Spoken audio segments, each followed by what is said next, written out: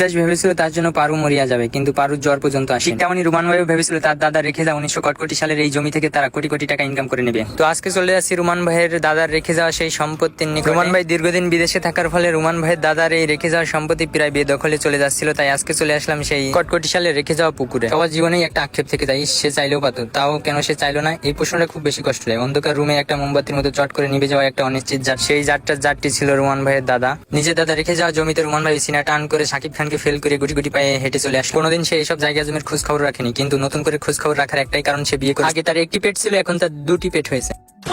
শীতকাল আসার আগেও চারিপাশে বিয়ে ধুম পড়ে গেছে। সেদিন কালে বউ চাই একটা আন্দোলনকে বেগবান করে চলে আসে। এত বড় একটি পুকুর অন্যের দখলে থাকায় রুমান ভাইয়ের তো দুঃখের শেষ নেই। সামান্য টাকায় এই বড় পুকুরটি জেলেদের কাছে রাখা, কিন্তু অনেক বছরের এগ্রিমেন্ট থাকায় এখন ফিরিয়েও আনতে পারতেছে না।